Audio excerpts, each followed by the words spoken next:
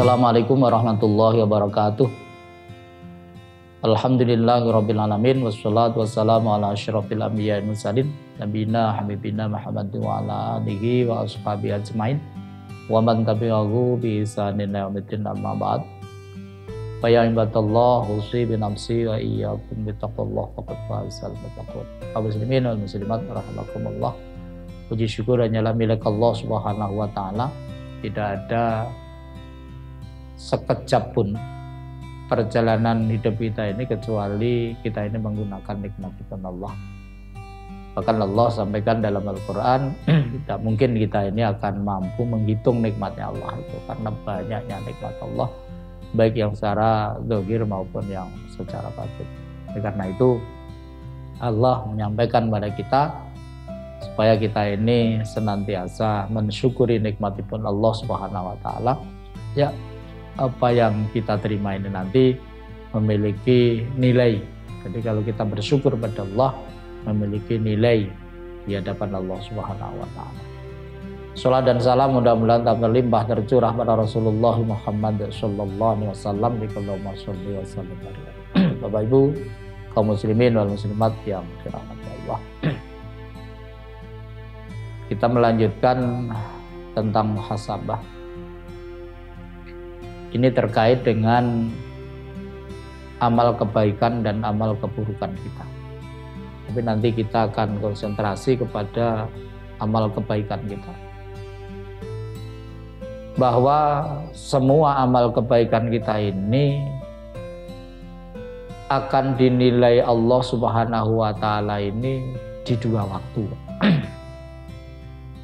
Apakah itu sholat kita, apakah itu puasa kita, zakat kita, dan segala sesuatu yang ada kaitannya dengan amwal, atau mungkin juga haji kita, umroh kita. Semua kebaikan kita ini nanti akan dinilai oleh Allah Subhanahu wa taala di dua waktu. Mengapa demikian? Kita ambil contoh saja sementara ini sholat kita. Allah menilai sholat kita ini tatkala kita ini berada di dua waktu. Dua waktu itu adalah yang pertama ketika kita ini sholat. Yang kedua ketika kita ini berada di luar sholat. Jadi ketika kita ini sholat, yang kita lakukan ini dinilai oleh Allah Subhanahu wa taala. Mulai niat kita, kemudian tata cara sholat kita, kemudian apakah di dalam sholat itu kita mengingat Allah, terus apakah kita ini ketika sholat menjadi orang yang khusyuk. Ini bagian yang dinilai oleh Allah Subhanahu wa taala ketika kita ini berada di dalam sholat.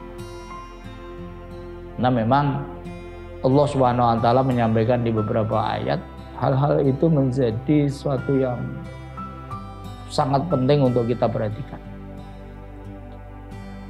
Yang pertama terkait dengan niat, Rasulullah juga sudah menyampaikan innamal a'malu binniyat. Jadi amal itu tergantung pada niatnya. Kemudian di dalam teknis pelaksanaannya, ini kita juga mendapati apa yang disampaikan oleh Rasulullah, shollu kama ra'aitumuni usolli. Salatlah sebagaimana kamu itu mengetahui bagaimana cara sholat. Kemudian terkait dengan ingat kepada Allah ini, Allah juga sampaikan di dalam surat Tuhan ayat 14 yang insyaallah kita juga hafal semuanya. A'udzubillahi minasyaitonirrajim. Aqimis sholata li dzikri. Aqim, tegakkanlah as-sholata, sholat li dzikri, untuk mengingatku. Jadi kita diperintahkan oleh Allah supaya menegakkan sholat ini, yakni dengan cara kita ini mengingat Allah. Zikrun dengan khusyuk itu nanti beda nilainya. Jadi kalau zikrun ini sebetulnya kita cukup mengingat Allah. Tetapi Allah tidak menyampaikan di dalam Al-Quran tentang hal-hal khusus yang terkait dengan zikrun ini. Tapi Allah menyampaikan hal-hal khusus yang terkait dengan khusyuk. Allah sampaikan di dalam surat Al-Mu'minun itu, a'udzubillahi minasyaitonirrajim, qad aflahal mu'minun alladzina hum fi sholatihim khashi'un.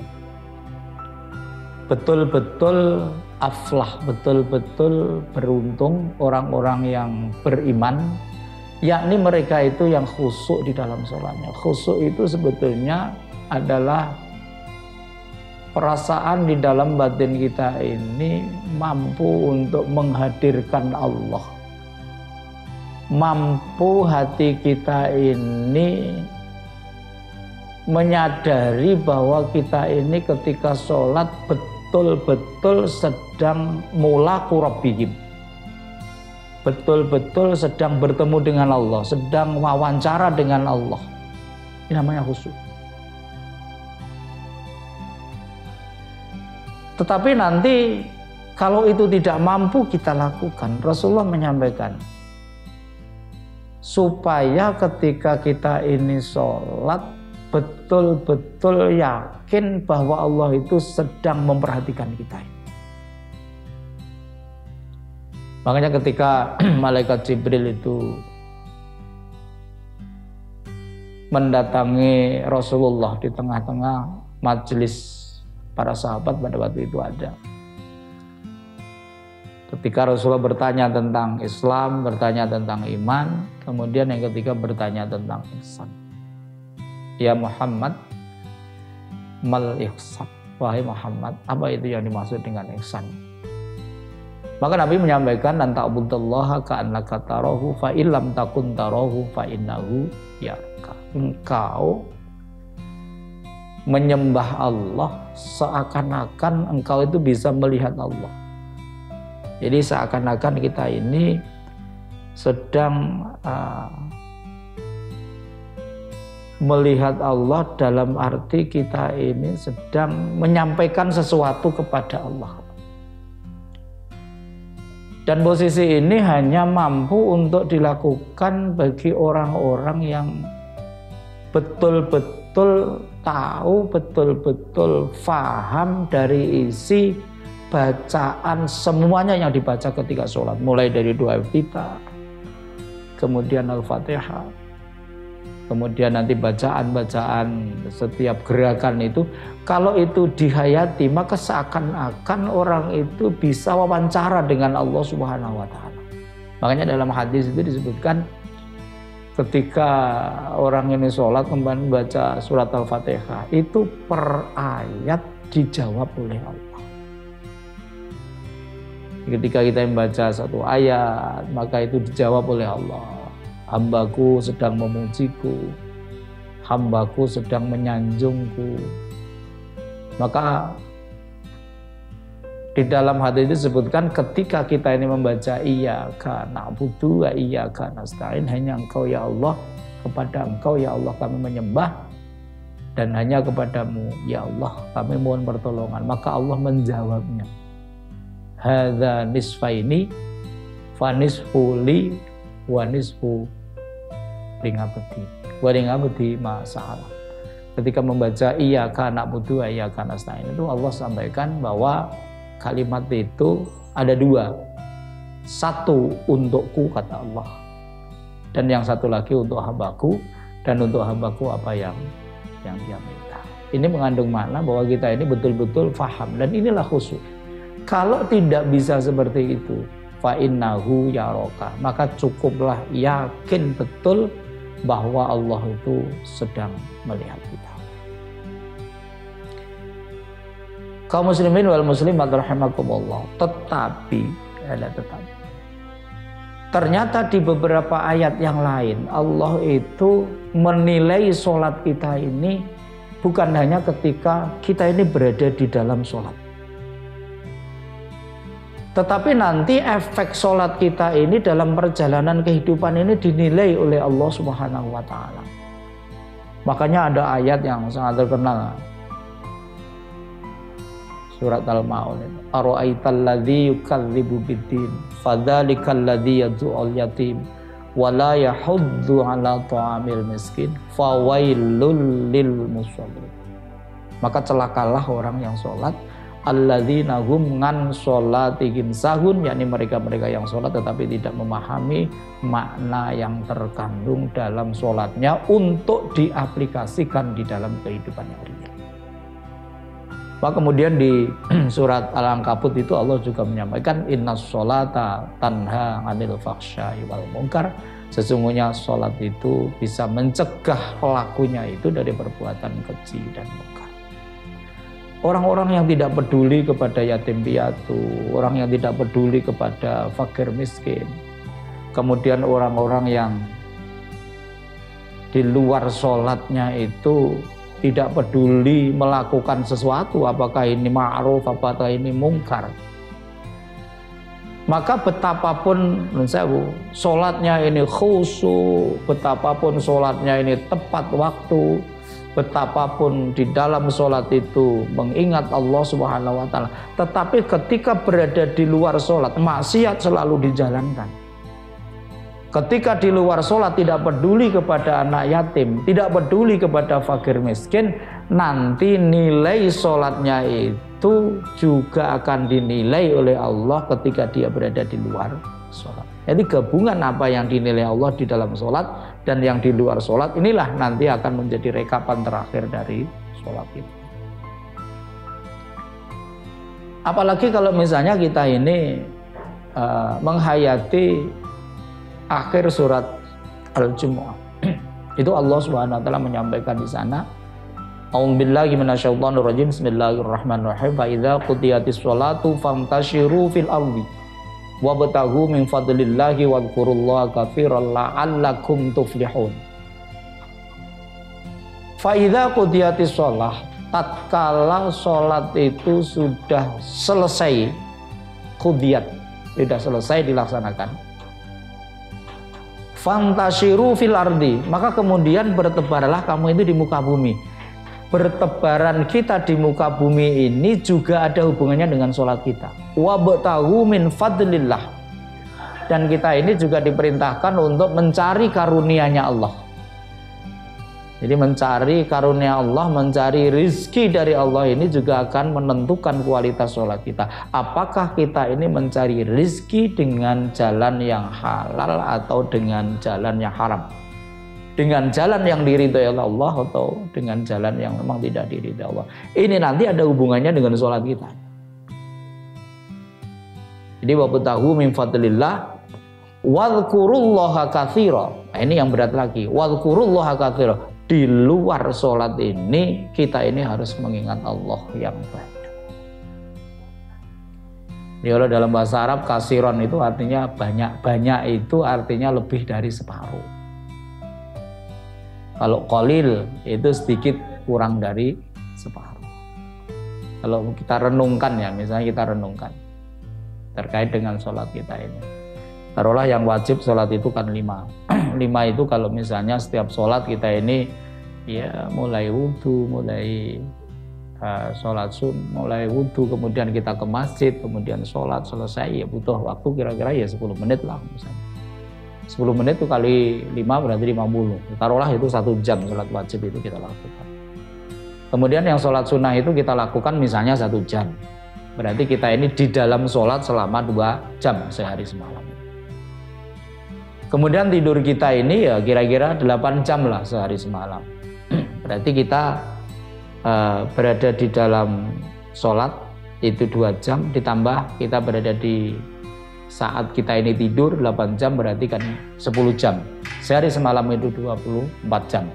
Dikurangi 10 jam berarti masih ada 14 jam di mana kita ini berada di luar sholat dan kita berada dalam kondisi yang tidak tidur itu selama 14 jam. Kalau Allah sampaikan wadhkurullaha katsira, ingatlah kepada Allah yang banyak.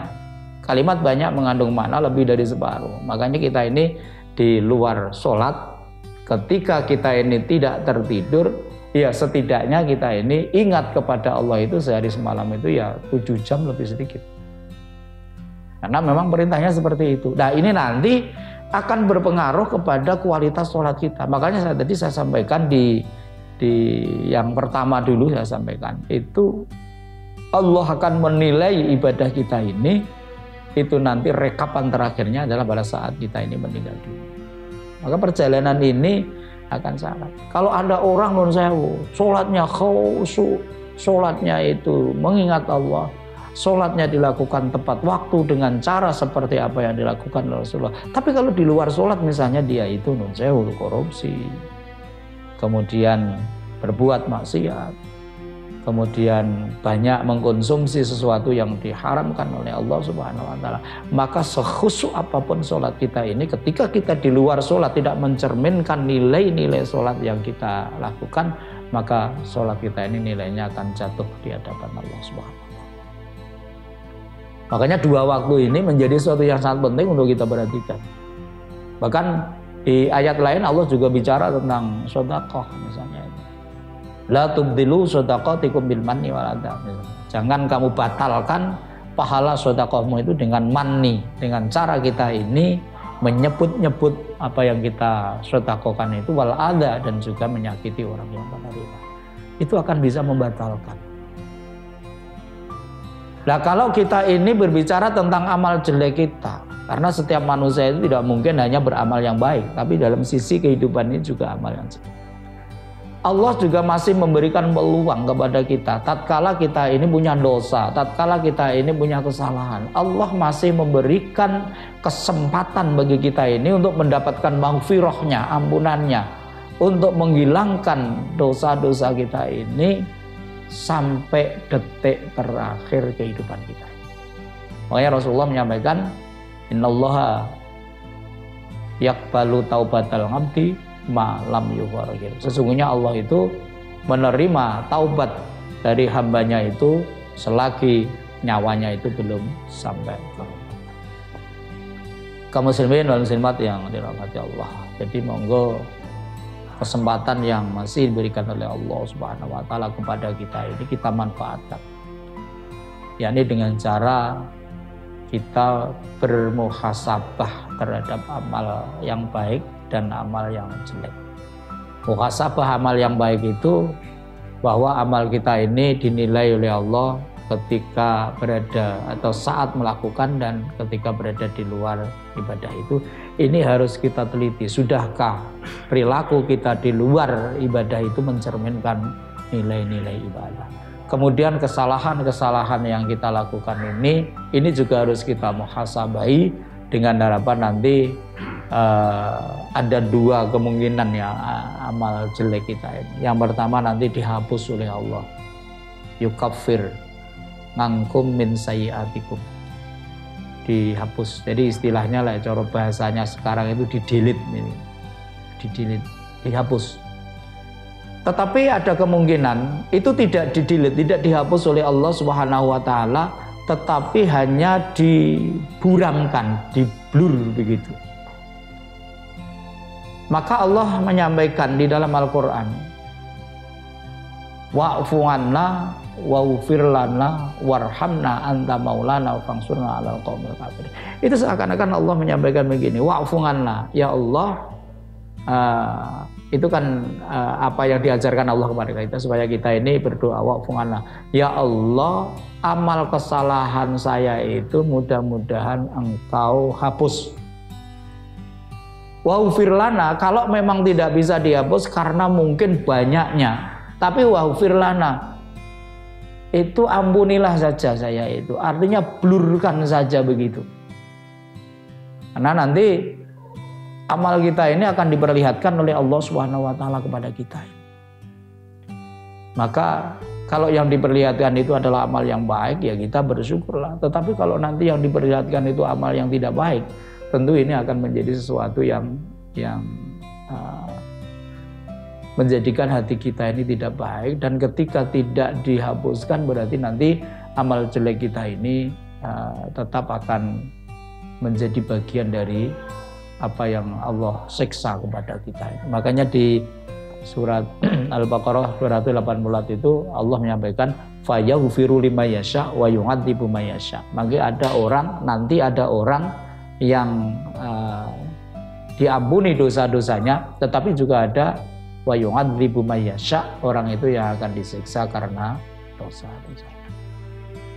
Kaum muslimin wal muslimat yang dirahmati Allah, ini bukan berarti saya yang terbaik di antara kita, tidak, tetapi marilah ini bersama-sama kita jadikan sebagai sarana muhasabah, sebagai sarana untuk introspeksi diri kita, karena kita ini tidak ada yang tahu kapan mengakhiri hidup ini, kapan Allah akan mengakhiri hidup kita ini, sehingga muhasabah ini jangan pernah kita tunda-tunda, karena ketika kita ini nanti sudah divonis akhir kehidupan kita, berarti kesempatan melakukan muhasabah itu sudah hilang dari kita.